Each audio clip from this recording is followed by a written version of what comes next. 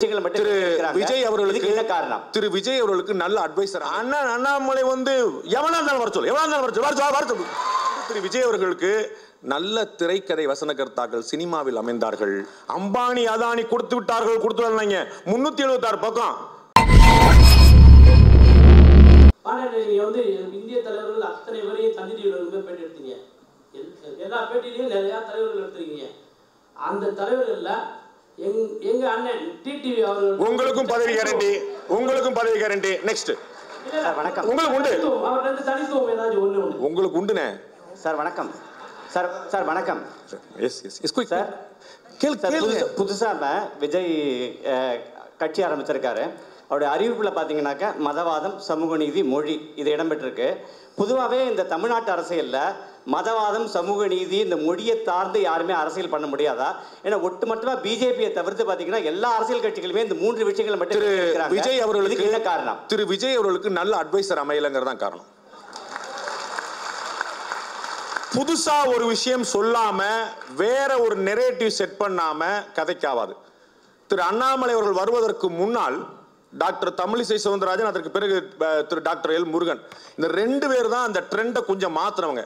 அதற்கு முன்னாடி திரு பொன் ராதாகிருஷ்ணன், திரு இலகணேசன் அவங்கெல்லாம் ரொம்ப தன்மையா, ரொம்ப மென்மையா, ஒரு அமைதியா, திரு வாசன் அவர்கள் மாதிரி எதிர்ப்ப கூட அவரை வந்து அவர்கள் செய்வது சரியில்லை, அது மாத்திரமல்ல அப்படின்னு சொல்லுவார்.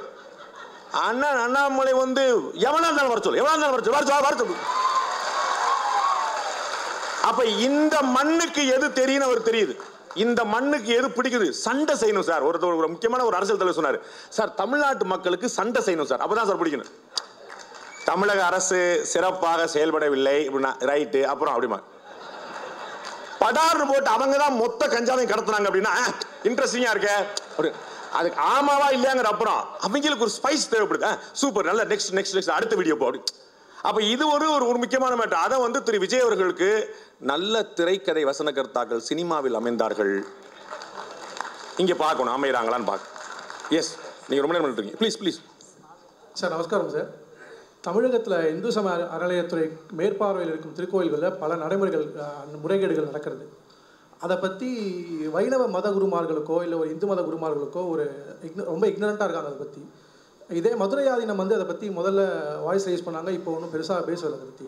ஸோ இப்படி இருக்கிற பட்சத்தில் வந்து மத குருமார்கள் அண்ணாமலைஜி சொல்கிறார் இது மாதிரி வந்து முதல் கையெழுத்துலேயே நாங்கள் வந்து இந்து சமய அறநிலையத்துறையை வந்து நீக்கிடுவோம் அப்படின்றா. ஸோ இந்த மாதிரி இருக்கிற ஒரு பட்சத்தில் மத குருமார்களுக்கும் இதை பற்றி பொறுப்பு இல்லை. ஸோ இதை மாதிரி இருக்கும்போது இந்து சமய அறநிலையத்துறை கோயிலை விட்டு வெளியே போனால் நமக்கு அது பாதகமாக இருக்குமா இல்லை சாதகமாக இருக்குமா?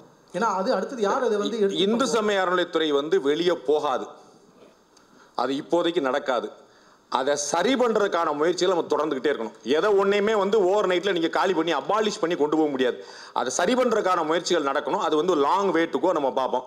மத குருமார்கள் பத்தி வித் ஆல் ஹியூமிலிட்டி, ரொம்ப தன்மையோட, அவர்கள் இக்னோரண்டாலாம் இல்ல, சைலண்டா இருக்கிறாங்க. வைஷ்ணவ மத குருமார்கள் எல்லா மத குருமார்களும் வேண்டாம், அதுக்கு மேல நான் நியாயமா இருக்கேன். பெரியவர்களை நான் பேசப்படுறேன். ஓட்டிங் கம்பல்சரி ஆகுமா? அந்த ஆதார், பேங்க் அதெல்லாம் இணைக்கிற மாதிரி ஓட்டர் கார்டு சேர்த்து இணைக்கலாமா? அது வருங்காலத்தில் வருமா? வந்தால் பெனிஃபிட் உண்டா? அதெல்லாம் எந்த பெனிஃபிட்டும் கிடையாது, நடக்க போகிறதும் கிடையாது. அப்படிலாம் கம்பல் பண்ணலாம் முடியாது. அதெல்லாம் ப்ராக்டிக்கலாக லெட் அஸ் திங்க். நம்ம வந்து எதுவுமே ஒரு உட்டோப்பியன் தாட்டுக்கு போக வேண்டாம். எஸ் சொல்லுங்க. இவ்வளவுதாங்க உண்மை, இவ்வளவுதாங்க கரெக்டா சொன்னீங்க. நான் வந்து என்னுடைய மாவட்டத்தில் தான் உங்களை நான் நியமிச்சிடுறேங்க. இவ்வளவுதாங்க உண்மை. பாருங்க, நான் ஒண்ணு போட்டிருக்கேன், ஊடகங்கள் வேற காட்டுது, கேட்டா சங்கின்றாங்க. இவ்வளவுதாங்க. ரொம்ப நன்றிங்க. உள்படியே உள்ள மனசுக்கு நிறைவா ஒரு கேள்வி கேட்டீங்க. Yes sir. நமஸ்காரம். என் பேர் Sriram sir. Before I start my question, ஒரே ஒரு இது ஃபினான்ஸ் மினிஸ்டர் மேடம் கிட்ட இப்போதான் ஒரு சான்ஸ் கிடைக்கும் இப்போ நான் சொல்றதுக்கு. சார் நெக்ஸ்ட் இல்ல please we don't have time sir. என் பேர் சீதாராமன். இந்த எலக்ட்ரல் பாண்ட்ஸ் ரொம்ப ஒரு பெரிய சர்ச்சையா போயிட்டு இருக்கு. இது வாட் இஸ் இதை பத்தி சாணக்கிய பாக்குறதே இல்லையா? தொண்டை தண்ணி வத்திர பேசியிருக்கேன் சார். சிஏ பத்தி எலக்ட்ரல் பாண்ட் பத்தி அவ்வளவு பேசியிருக்கேன் சார். அம்பானி அதானி கொடுத்து விட்டார்கள், கொடுத்து வரலைங்க. 376 பக்கம். அம்பானி அதானி பேரையே காணோம். கன்ஃபியூஸ் ஆயிட்டாங்க எல்லாரும். திரு அமித்ஷா ரொம்ப உருப்படியா ஒரு கேள்வி கேட்டார், அவ்வளவுதான் எலக்ட்ரல் பாண்டுக்கு. 2019 கொண்டு வந்த பிறகு எலக்ட்ரல் பாண்ட் மூலமா மட்டும்தான் பணம் வாங்கலாம்னு சொன்ன பிறகு யார் கொடுக்கிறார், யார் வாங்குறார் அந்த பாண்டங்கிறது உலகத்துக்கு தெரியும். எந்த கட்சி வாங்கியிருக்குங்கிறது உலகத்துக்கு தெரியும். யார் எந்த கட்சிக்கு கொடுத்தான்னு தான் தெரியாது. ஏன் தமிழ்நாட்டில் ஒருத்தர் பாஜகவுக்கு கொடுத்தாருன்னா திமுக என்ன பண்ணும்? ஓஹோ, உங்களுக்கு தாமரை மலரணுமா அப்படின்னு வயரு, கரண்ட், வாட்டரு, புரியுதுங்களா? அப்ப ஒரு தொழிலதிபர் இன்னொரு கட்சிக்கு கொடுக்கிறாருன்னா அது யாருக்கு? அப்படியே பிஜேபி, காங்கிரஸ், எனிபடி யாரும். அப்ப தொழிலதிபர் நல்லா பாத்துங்க, எலக்ட்ரல் பாண்டுங்கிறது ஒயிட் மணி, அதை ஞாபகம் வச்சுக்கோங்க. அது கருப்பு பணம் அல்ல, வெள்ளை பணம். ஸ்டேட் பேங்க் ஆஃப் இந்தியால பணத்தை கட்டி வாங்குறாங்க. ஒயிட் மணி அவங்க அக்கௌண்ட்ல ஆடிட்டிங்ல வந்தே ஆகணும். கட்சிகளுக்கு வரக்கூடிய மணி ஒயிட் மணி. ஒவ்வொரு கட்சியும் போய் தன்னுடைய பணத்தை மாத்துறாங்க. ஓகே, அகில இந்திய அளவில் அதிகமா வாங்கின கட்சி பிஜேபி, தமிழ்நாட்டில் அதிகமா வாங்கின கட்சி. எல்லா மேட்டரும் தெரிஞ்சிருக்கீங்க. இப்ப என்னங்க இப்படி எப்படி இருக்கீங்க? எல்லா மேட்டரும் தெரிஞ்சிருந்தா திரு அமித்ஷா அவர்கள் சொல்றார் 303 எம்பி வச்சிருக்கக்கூடிய கட்சி 6000 கோடி வாங்கியிருக்கு. 244 கோடி எம்பிக்கள் வச்சிருக்க கட்சி 11000 கோடி வாங்கியிருக்கிறாங்க. கணக்கு புரியுதா? 303 எம்பி வச்சிருக்கக்கூடிய கட்சி 6000 கோடி வாங்கியிருக்கு. எதிர இருக்கக்கூடிய 244 எம்பிக்கள் கொண்ட அத்தனை கட்சிகளும் சேர்ந்து 11000 கோடி வாங்கியிருக்கிறாங்க. 11000 பெருசா 6000 பெருசான்லாம் உங்களை கேட்க வேண்டாம்னு நினைக்கிறேன். நெக்ஸ்ட் சார், வணக்கம். அருள் சார், திரு அண்ணாமலை அவர்கள் வந்து பிஜேபி யாத்திரையில இவ்வளோ தூரம் கஷ்டப்பட்டு இப்போ நம்ம வாக்கு சேகரிக்க ட்ரை பண்ணிட்டு இருக்காங்க. பட் ஸ்டில் அந்த last phase of the elections வந்து யாருக்கெல்லாம் சோஷியல் மீடியா அந்த அளவுக்கு ஆக்சஸ் இல்லை அப்படிங்கிறவங்க ஜென்ரலாக அவங்களோட திங்கிங் என்னன்னா, இப்போ டிஎம்கே தான் நமக்கு செஞ்சிருக்கு, நமக்கு 1000 ரூபா கொடுத்துருக்காங்க, 2000 ரூபா கொடுத்துருக்காங்க, இப்படின்ற ஒரு மைண்ட் செட் தான் இன்னைக்குமே நிறைய நேட்டிவ்ஸ் இன்சைட்ல வந்து அவங்களுக்கு சரியா ரீச் ஆகலை ஆக்சுவலி. ஸோ அந்த வேர்ட்ஸ்லாம் நம்மளால எப்படி இன்னும் கன்வெர்ட் பண்ண முடியும்? ஏன்னா இவ்வளோ உழைச்சதுக்கு அப்புறமா கடைசியில் இவங்க தான் பண்ணி இவ்வளோ உழைச்சது அண்ணாமலை, நீங்க உழைச்சிங்களான்னு பாருங்க. லாஸ்ட் கொஸ்டின் வாழ்த்துக்கள். அருள், பாரதத்தின்